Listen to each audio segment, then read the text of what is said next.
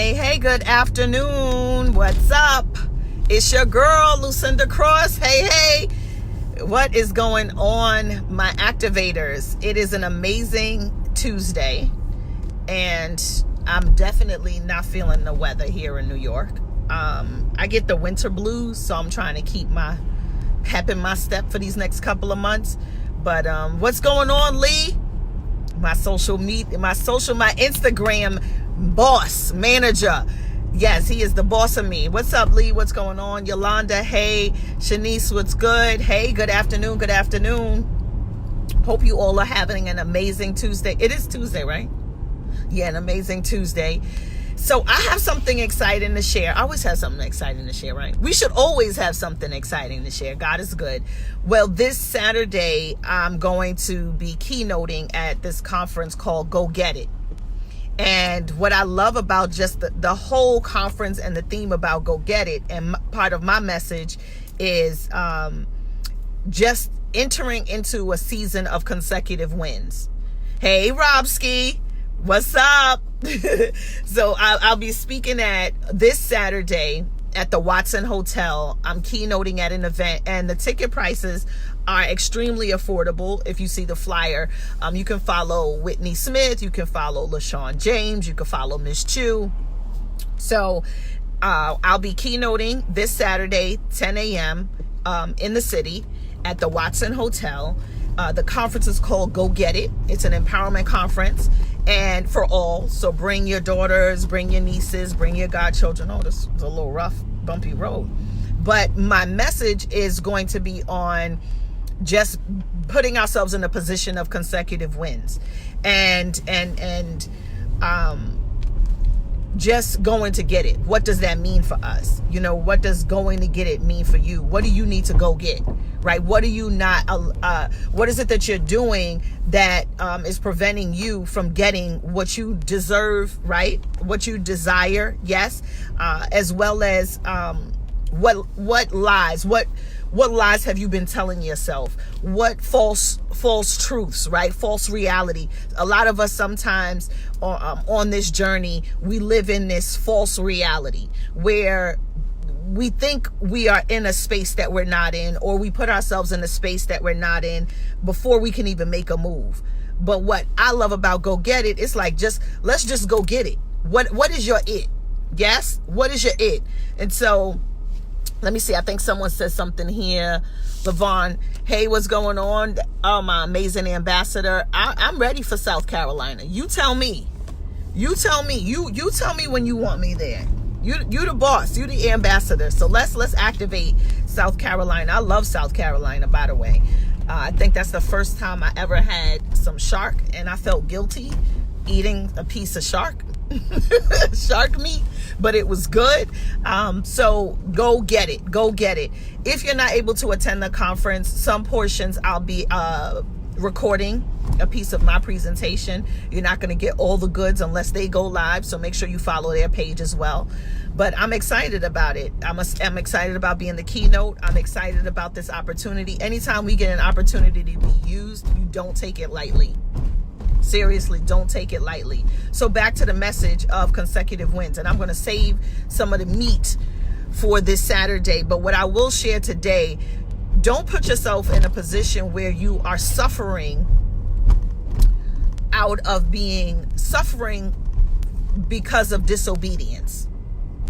Suffering from disobedience, where, going back to that false reality that I was talking about, you're suffering out of disobedience because you know there is something and things that you need to do, and because you are not being obedient to the call, being obedient to the assignment, you're in a place where you are suffering, and not suffering because you are sacrificing, but suffering because you are not going to get and out there getting what you need to do, or you're not going out to get it, whatever your it is.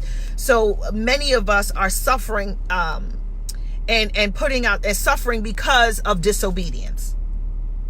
That's it.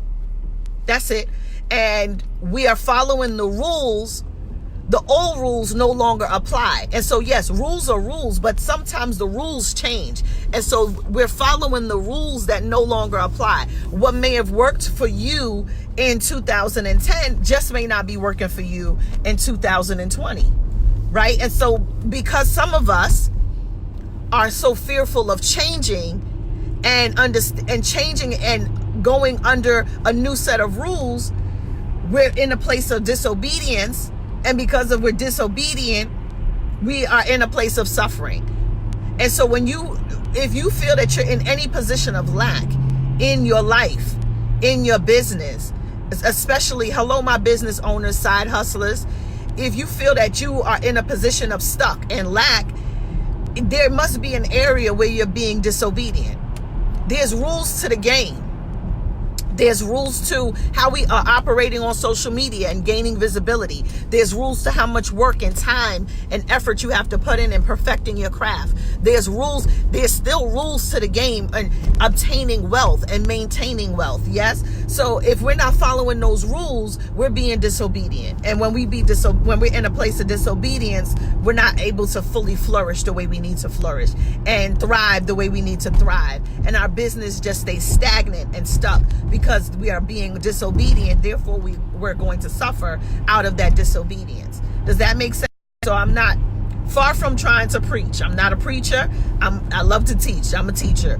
But what I will say is, because I like to use life lessons. And when I look at the moments in my life, especially in my business, where I was stuck financially and stuck with no opportunities, I had a great message, great delivery.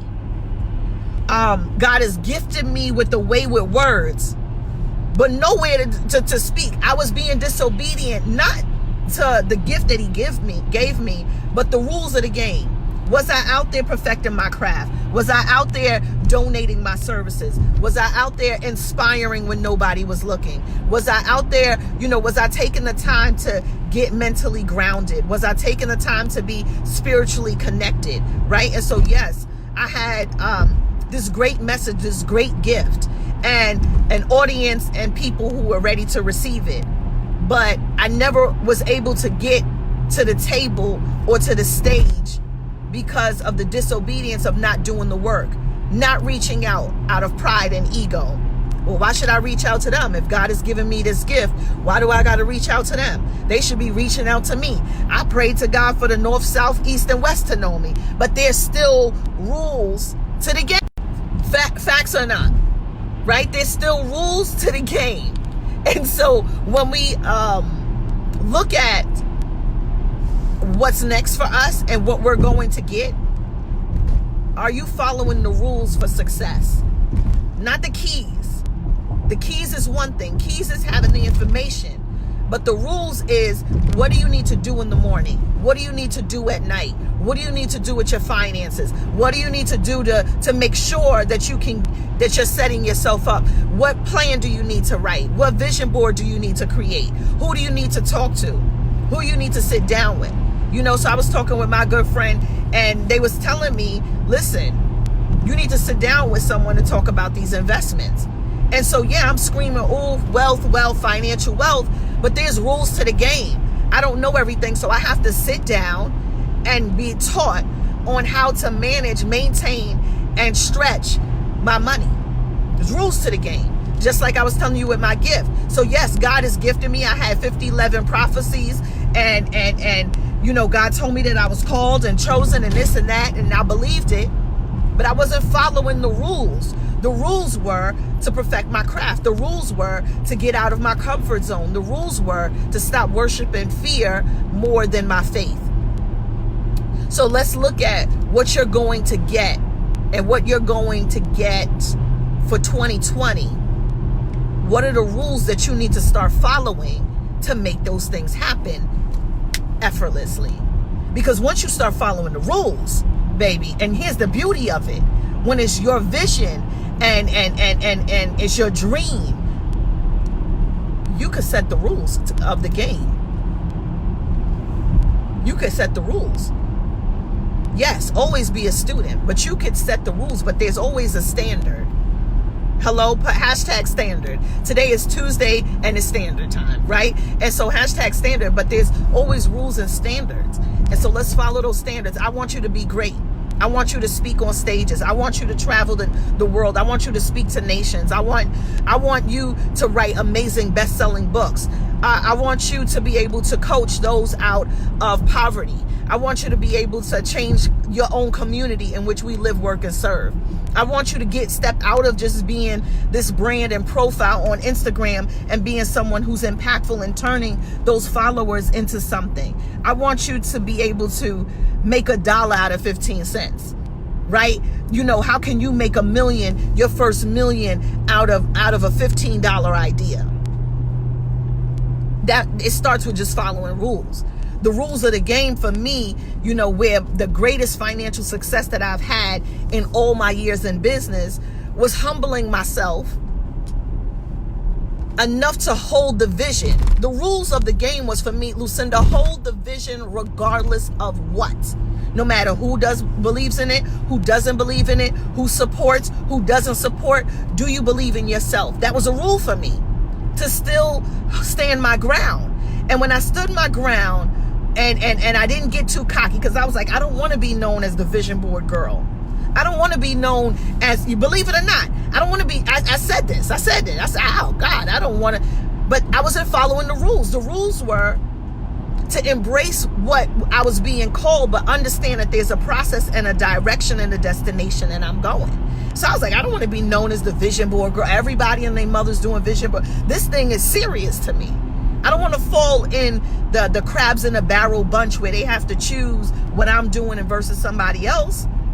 But there was rules for me to not just be the one doing it, but to be the queen of it and to be the one to create out of it. And when I did, and God gifted me, so when we follow the rules, the vision gets elevated. And so when I did, that transformed what I was doing behind the scenes, holding on to a vision, not getting too cocky, pushing my ego and pride to the side, and said, I don't care what it's called, but this thing is going to be called success, right? And when I got my thing together, when I got my whole life together, that thing called success opened up a door for me to be on TV. But it wasn't the TV opportunity. A lot of people missed the mark. It wasn't the TV opportunity that did it for me. What did it for me was the connection that I made with someone that I was supposed to compete with. Oh, y'all missed that, baby. It wasn't BET.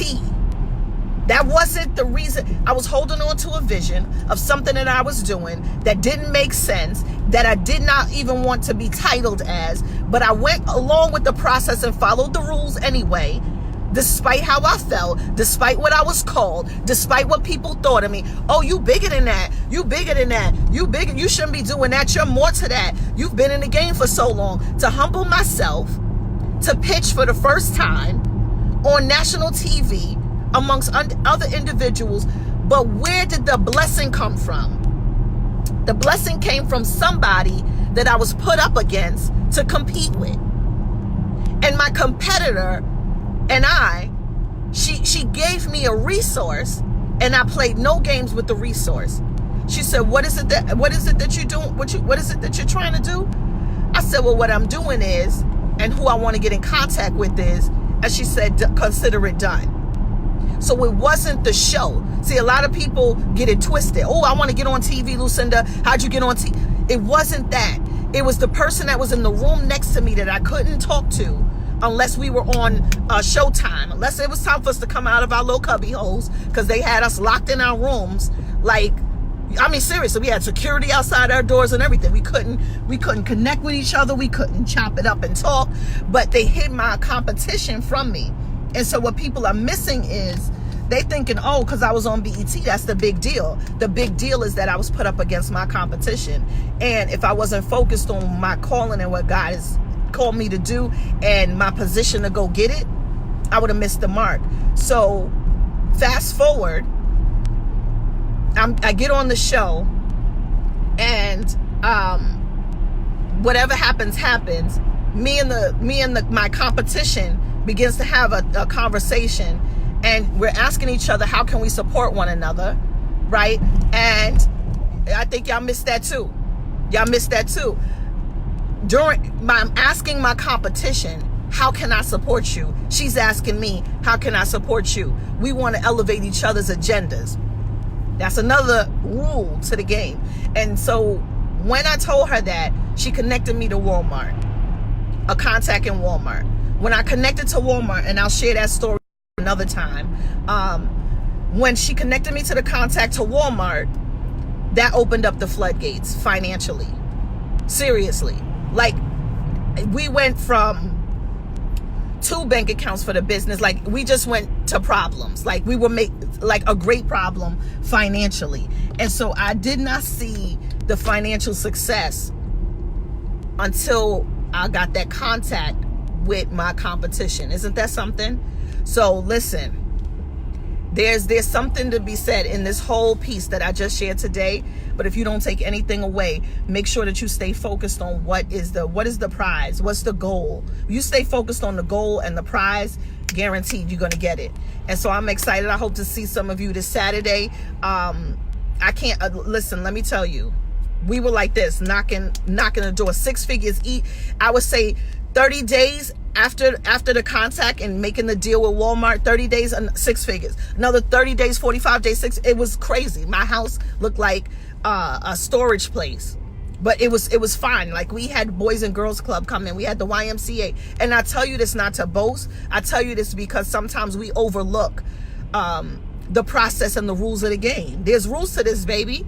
There's rules to this. So if you follow the rules and you stay consistent to the dream and the process and the vision, you have no other choice but to get it. And so I leave you with that. Raise your standards. Go get it. Think collaboration over competition, but then also support the competition. Hello, somebody. And then just always show up to win. I'm always showing up to win. Period.